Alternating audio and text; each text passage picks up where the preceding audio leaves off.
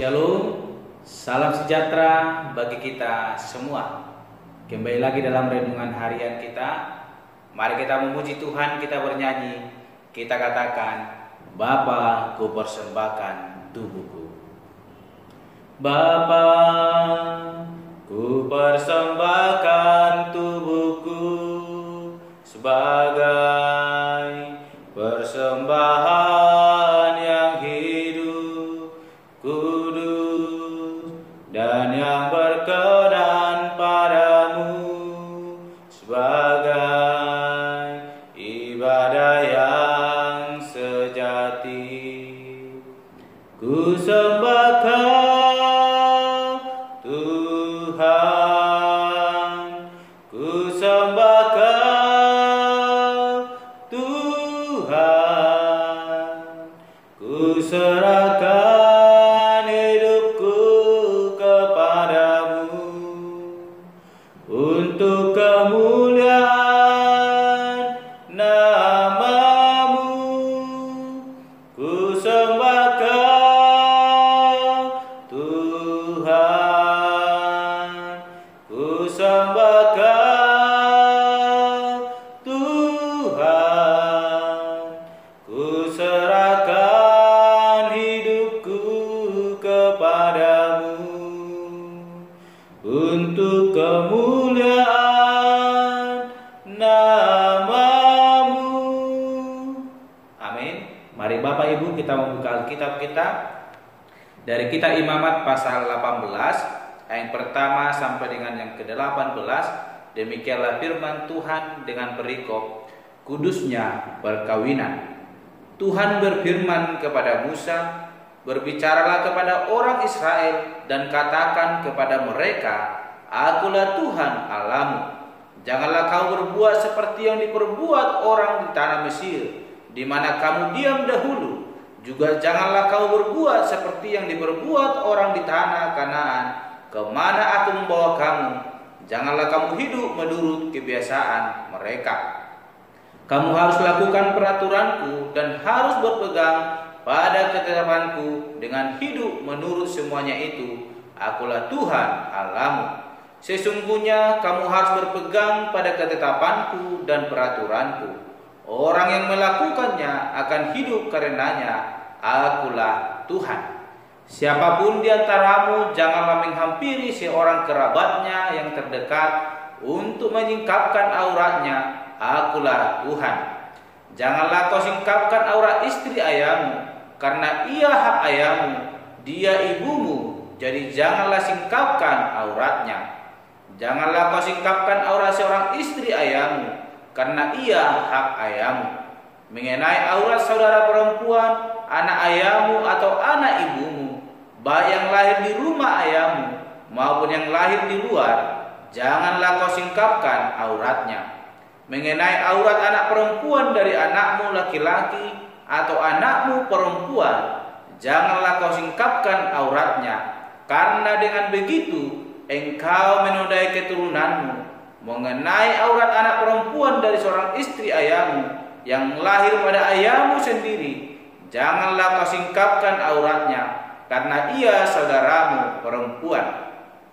Janganlah kau singkapkan aurat saudara perempuan ayahmu, karena ia kerabat ayahmu. Janganlah kau singkapkan aurat saudara perempuan ibumu, karena ia kerabat ibumu. Janganlah kau singkapkan aurat istri saudara laki-laki ayahmu. Janganlah kau hampiri istrinya, karena ia istri saudara ayahmu. Janganlah kau singkapkan aurat menantumu perempuan, karena ia istri anakmu laki-laki. Maka janganlah kau singkapkan auratnya. Janganlah kau singkapkan aurat istri saudaramu laki-laki, karena itu hak saudaramu laki-laki. Janganlah kau singkapkan aurat seorang perempuan dan anaknya perempuan. Janganlah kau ambil anak perempuan dari anaknya laki-laki atau dari anaknya perempuan untuk menyingkapkan auratnya, karena mereka adalah kerabatmu. Itulah perbuatan mesum. Janganlah kau ambil seorang perempuan sebagai madu kakaknya untuk menyingkapkan auratnya di samping kakaknya selama kakaknya itu masih hidup. Amin. Bapak Ibu Saudara yang terkasih, hari ini kita belajar firman Tuhan dengan tema berpegang pada ketetapan dan peraturan Allah. Bapak Ibu Saudara yang terkasih, firman Tuhan di dalam kitab Imamat yang boleh kita renungkan, kita pelajari hari ini, di mana firman Allah berbicara kepada nenek moyang kita, orang-orang Israel, yang di mana Allah telah membawa mereka keluar dari perbudakan di Mesir menuju tanah Kanaan. Namun Allah mengingatkan mereka akan budaya yang telah mereka dapatkan di daerah Mesir, di tanah Mesir selama mereka diperbudak, di mana budaya itu tidak berkenan di hadapan Allah, karena budaya itu membuat harkat bahkan martabat di hadapan Allah semakin rusak. Dan Allah juga mengingatkan bahwa tanah Kanaan yang telah Tuhan tunjuk, Tuhan berikan kepada orang Israel untuk mereka sampai ke sana, dan orang-orang di sana pun tidak berkenan di hadapan Tuhan. Dan tanah yang dimana tempat orang-orang tinggal di Kanaan telah memuntahkan masyarakat itu karena mereka tidak melakukan yang berkenan di hadapan Allah. Sehingga di dalam perjalanan nenek moyang kita keluar dari tanah Mesir menuju Kanaan, Allah memberitahukan kepada Musa untuk memperingati orang-orang Israel untuk boleh melakukan apa yang dikehendaki, apa yang berkenan di hadapan Allah. Apa yang berkenan, apa yang dikehendaki oleh Allah bagi nenek moyang kita, bahkan dalam kehidupan kita pada saat ini. Sesuai dengan tema firman Tuhan hari ini yang berkata berpegang pada ketetapan dan peraturan Allah.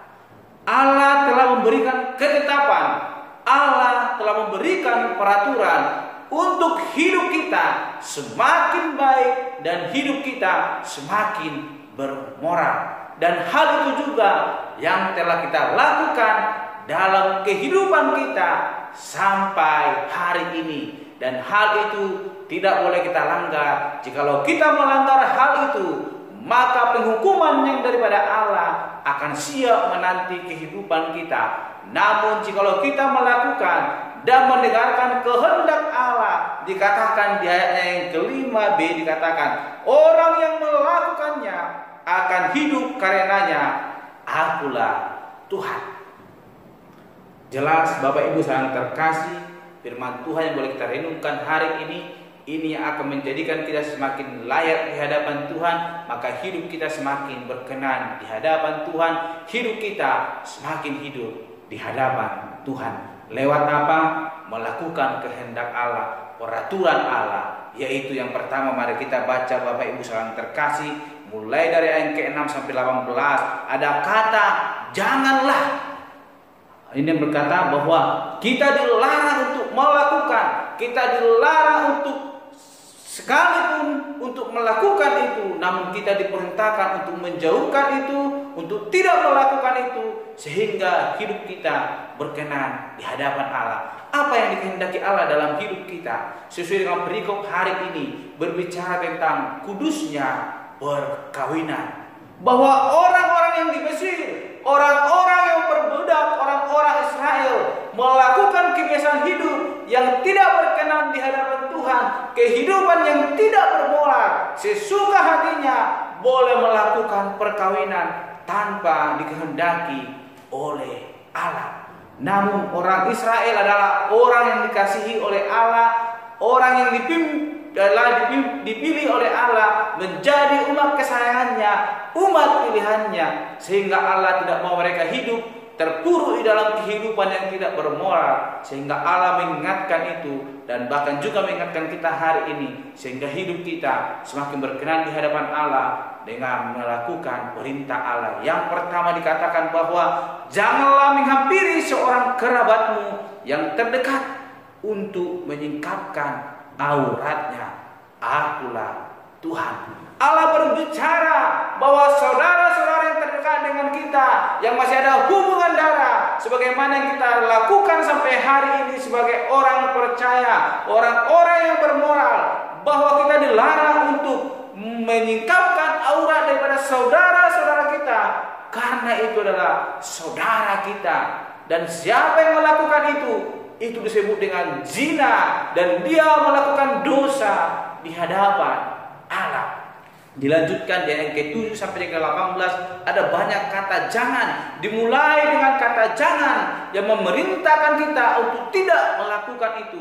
Itu tegas dikatakan firman Allah bahwa kita harus menjaga kekudusan pernikahan, menjaga kekudusan hidup kita, sehingga kita layak di hadapan Tuhan. Kalau kita boleh memperhatikan Bapak Ibu, di mana mulai ayat ke-6 sampai dengan ke-18 ini menceritakan bagaimana hubungan kita dengan keluarga kita yang tidak boleh dikacaukan, dihancurkan karena perbuatan yang tidak menyenangkan hati Tuhan, yaitu perbuatan zina yang mau menyingkapkan aurat, baik itu ibu kita, adik kita, saudara kita, kerabat kita yang terdekat, yang masih memiliki hubungan dekat dengan kita. Sehingga Bapak Ibu, jika mungkin hampir semua suku melakukan hal demikian, yang saya lebih tahu karena saya orang Batak, bahwa orang Batak itu tidak bisa menikahi satu marga. Karena apa? Itu masih memiliki hubungan darah. Oleh karena itu tidak boleh. Dan ini juga membuat kehidupan orang Batak semakin baik, semakin mengasihi, menghargai satu sama lain. Dan inilah yang dikehendaki Allah dalam hidup kita. Ketika kita mempraktekkan apa yang diperintahkan oleh Allah, maka hidup kita akan semakin baik, menghargai satu sama lain, mengasihi satu sama lain, sehingga perbuatan dosa itu terhindarkan dan hidup kita semakin berkenan di hadapan Allah. Oleh karena itu, Bapak Ibu saudara terkasih, mari kita melakukan, mari kita berpegang kepada perintah, kehendak, bahkan peraturan Allah. Maka kita akan hidup sebagaimana firman Allah. Karena lewat itu kasih Allah akan senantiasa melingkupi hidup kita. Kita akan memancarkan kasih itu lewat kehidupan kita sehari-hari, lewat kehidupan kita bersaudara. Tidak ada persoalan karena tidak saling percaya, tidak ada persoalan karena pikiran yang jorok yang membuat kita mungkin jauh satu antara lain, sehingga kasih Allah tidak hidup di dalam hidup kita. Namun saya percaya kita telah melakukan itu sampai hari ini, dan firman Allah yang telah meneguhkan itu menguatkan kita sehingga sampai hari ini kita mengalami sukacita melalui kehidupan kita berkeluarga yang mengalami kemenangan di hadapan Tuhan Allah. Oleh karena itu saudara terkasih, sebagai orang yang percaya apa yang telah Tuhan perintahkan, apa yang telah Tuhan tetapkan dalam hidup kita, mari kita menjaga kekudusan hidup kita, menjaga kekudusan perkawinan. Tidak sembarangan melakukan keinginan daging dalam hidup kita, namun mari kita lakukan sesuai dengan kehendak Allah. Maka kita akan semakin hidup di halaman Allah, kita akan semakin diberkati. Amin. Mari kita berdoa. Bapak surgawi, kami telah merenungkan firman Tuhan pada pada hari ini, di mana firman Tuhan berbicara kepada kami bahwa kudusnya pernikahan itu sangatlah penting, boleh kami jaga. Kami harus berpegang kepada kehendak bahkan peraturan yang Tuhan telah berikan, dan lewat itu, lewat kami melakukan hal demikian, maka kami akan semakin hidup di hadapan Tuhan Allah. Tuhan memberkati, memampukan kami sehingga kami boleh melakukan apa yang telah Tuhan perintahkan, Tuhan tetapkan di dalam kehidupan kami. Di dalam Yesus Tuhan kami berdoa, haleluya, amin. Shalom Bapak Ibu, Tuhan Yesus memberkati. Ku sembahkan Tuhan, ku sembahkan Tuhan, ku serahkan hidupku kepadamu untuk kemuliaan nama-Mu. Ku sembahkan Tuhan, ku sembahkan Tuhan, ku serahkan hidupku kepadamu untuk kemuliaan